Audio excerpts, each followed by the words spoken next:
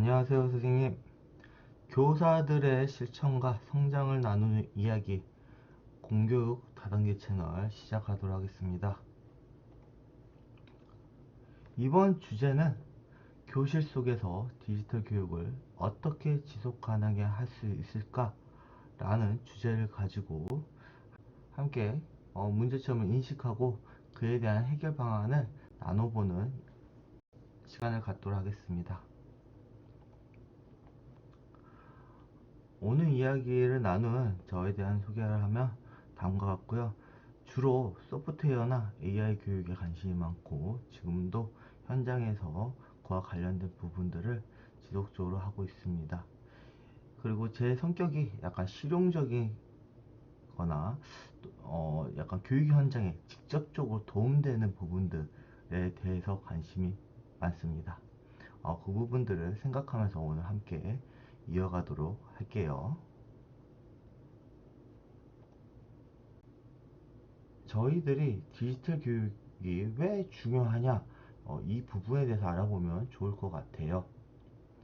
그래서 과거를 둘러보고 현재는 어떤 상태이며 미래에 나아가야 될 우리의 방향에 대해서 고민해 보면 좀 더 성장을 이룰 수 있는 그런 삶을 이루지 않을까 생각해서 우선 배경부터 가져왔습니다. 우선 4차 산업혁명은 2015년 다보스 포럼을 통해서 처음 등장하게 되었는데요. 디지털 기술, 인공지능, 로봇, 사물, 인터넷과 같은 이런 부분들이 발달해서 사람들이 사는 방식이나 일하는 방식, 소통하는 방식을 급격하게 바꾸는 시대를 4차 산업혁명이라고 일컫습니다. 시대에 발맞춰 OECD에서는 2019년 학습 나침반을 이야기했는데요. 이 변혁적 역량이라는 그 키워드를 가지고 새로운 가치 창출, 갈등과 딜레마 조정, 이 책임 의식을 다루고 있습니다. 좀 더 구체적으로 정리를 해보면 우리가 직면한 이 긴장과 딜레마, 즉 문제들을 인식한 능력을 가지고 그 문제들에 대해서 책임감을 가지는 태도를 키우면서 그리고 각 학생들이 가지고 있는 지식과 경험을 바탕으로 새로운 가치를 창출하는 이 능력이 바로 이 변혁적 역량이라고 합니다. 지금 저희 시대는 사실 디지털 혁명 시대에 살고 있죠. 그래서 이 부분을 계속 왜 교육 측면에서 강조하냐면 미래에 다가올 이 사회적 고통이 올 수가 있다는 이야기죠.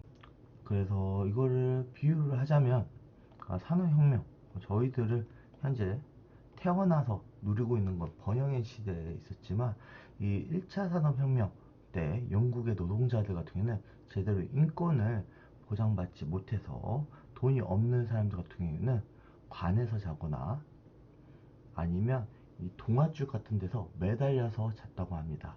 이런 약간 육체적 고통을 생각할 수가 있겠는데 이 디지털 혁명은 어떻게 하면 벌어지는 소득 격차, 디지털 능력 활용 격차에 따른 약간 정신적인 충격이 오지 않을까라고 생각이 듭니다.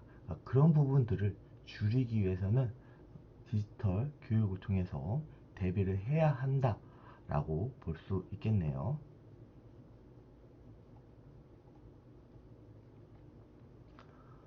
2019년을 지나 2020년에 코로나라는 바이러스가 나오게 되면서 저희 한국 국내에서는 전례에 없던 원격 수업을 진행하였습니다. 이 원격 수업에서는 주로 저희들의 선생님들이 그때 당시 돌이켜보면 이학스토로 진행했었고요. 그 디지털 기기도 그 이후에 21년, 22년 지나서 태블릿이나 크롬북들이 막 학교에 보급이 되면서 현재는 초등학교 3학년부터 1인 1기기가 거의 다 학교에 보급된 상태로 알고 있습니다. 코로나가 종식이 되며 거기서 끝나는 게 아니라 지속적으로 디지털 교육을 위한 지원이 왔었는데요.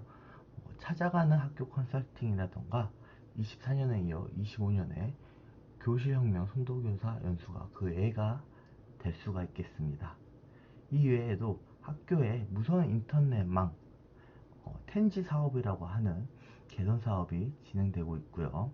그리고 에듀테크라는 새로운 품위를 위해서 교육부에서 의 구성원이 편리하게 활용할 수 있도록 에듀테크 품위를 좀 간편화시키는 협조 공문도 왔습니다. 그래서 이렇게 저희가 쭉 이런 현실 속에서 계속 잘 활용하면 좋을 텐데요. 하지만 현재 아직까지도 이 교실 속에서는 지속 가능한 디지털 교육의 어려움에 부딪히고 있습니다. 제가 인식한 바는 총 4가지인데요. 첫 번째는 저 같은 초등교사는 전 과목을 가르치기에 이게 한 번만 쓰고 끝인 경우가 있는데 이런 부담감이 있습니다. 그래서 이걸 굳이 해야 하냐라는 의구심이 들면서 디지털 교육을 좀 부담을 갖게 되는 경우도 있고요. 두 번째는 에듀테크가 굉장히 많죠. 굉장히 많은데 이걸 활용할 때마다 내가 QR코드를 일일이 또 만들어야 하고 그걸 또 출력해서 어디에 부착을 해야 되냐 이런 부분들도 디지털 교육을 활성화하는 데 있어서 교사의 피로감을 줄 수가 있습니다. 그리고 세 번째로는 어떻게 보면 교사의 정체성, 교육의 전문가는 교사이죠. 그런데 이 에듀테크마다 정해진 틀이 있습니다. 대시보드라고 할 수도 있고 아니면 그 제공된 서비스 기능이라고 할 수도 있겠죠. 그 틀 형식으로 저희들이 활용하게 될 경우는 제한된 틀 안에서 저희가 교육 활동을 해야 하기 때문에 교사의 수업 설계 자유도가 굉장히 떨어집니다. 그래서 이런 부분들은 교실 내 디지털 교육을 좀 멀게 만들어지죠. 그리고 제가 가장 요새 중요하게 생각하는 게 이 유료 에듀테크입니다. 학교가 지금 현재 예산들이 작년과 올해 이어서 계속 지원을 교육청에서 해주고 있지만 이걸 잘 썼다가 이게 어느 순간에 지원이 끊긴다면 과연 어떻게 될까요? 유료 에듀테크를 잘 쓰신 선생님께서는 우선은 낭패감이 있을 겁니다. 내 사비로 다시 사야 하나 이런 부분들이 있으면 굉장히 회의감도 들 수도 있을 것 같아요. 이 돈을 내는 문제도 있지만 이 교사의 전문성에도 심각한 위협으로 다가옵니다. 왜냐하면 교사의 활동이 그 에듀테크를 가지고 학습 결과물이라던가 아니면 학생이 낸 그 학습 과제물들이 있을 텐데요. 이런 것들을 적층 쌓아가면서 교사의 전문성을 더 빛날 수가 있을 텐데 이거를 지원이 끊겨 활용하지 못하게 되면 그 해당 선생님한테는 차라리 이럴 바에야 에듀테크나 디지털 교육을 하지 않겠다라는 극단적인 상황까지도 몰릴 수도 있겠죠. 그러니까 이거를 해결할 수 있는 방법은 여러 가지가 답안이 될 수 있겠지만 제가 오늘 가져온 거는 이 구글 클래스룸입니다. 그래서 각 문제점에 대해서 해결 방안들을 한번 함께 이야기해 볼게요. 초등교사 같은 경우에는 다양한 과목을 이 구글 클래스룸 안에 한 곳에 쌓아두면 됩니다. 그리고 구글 클래스룸을 혼자만 이용하는 게 아니라 각 반별로 생성해서 동료 교사로 초대해서 함께 디지털 교육을 할 수가 있습니다. 오늘은 그 방법론에 대해서 이야기하기 때문에 굳이 실습하지 않겠지만 활동했던 그 자료들을 가지고 이야기를 간단히 나눠볼게요. 그래서 다양한 교과목이라는 것은 이런 부분이라 될 수 있겠죠. 저 같은 경우에는 수업을 국어, 수학, 사회, 과학 이렇게 나누지 않고 전체 수업 분야에 카테고리화해서 모아둡니다. 그래서 학생들이 그 시간에 필요한 것들은 과제나 자료를 생성하면 바로 상단에 위치해 있기 때문에 함께 참여하기가 편하겠죠. 그리고 오른쪽을 보시면 이거는 현재 저희 태안초등학교 상해 구글 클래스룸인데요. 저의 클래스룸에 들어가면 상해 1, 2, 3, 4반을 볼 수가 있습니다.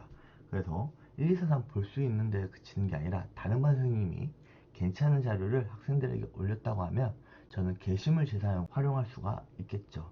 이는 일회용이 아니라 그 교사의 협력과 성장을 도와줄 수 있다는 뜻으로 이어질 수 있겠습니다. 두 번째는 이 QR코드 만드는 피로감이 있다고 제가 앞에서 언급했는데요. 이거는 클래스룸 가지면 링크만 얹히면 됩니다. 그래서 이 링크만 얹히면 되기 때문에 그냥 직관적으로 활용할 수 있다는 거죠. 이 외에도 에듀테크 초대 링크라던가 설문조사 등 다양하게 활용할 수가 있습니다. 이거는 실제 사례인데요.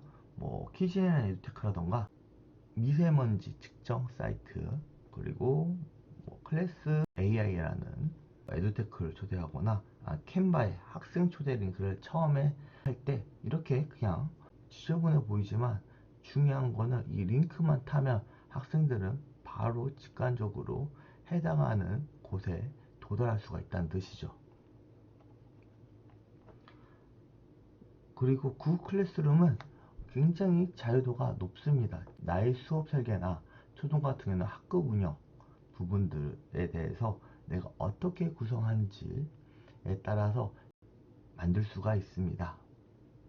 그래서 저 같은 경우에는 사례들을 보면 내 학급의 운영에 필요한 부분을 이렇게 학급 경영, 주제일기, 바로가기, 참고자를 통해서 카테고리화해서 저만의 교사 교육 과정을 실현하고 있고요. 그 다음에 이제 제가 설계한 평가 기준, 루브릭이라고 하는데요.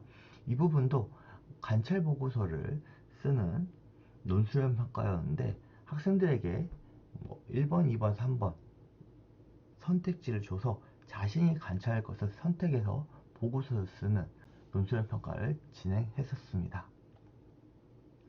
유료 에듀테크, 이거는 전혀 걱정할 필요가 없을 것 같아요. 구글 클래스룸에 한해서는요.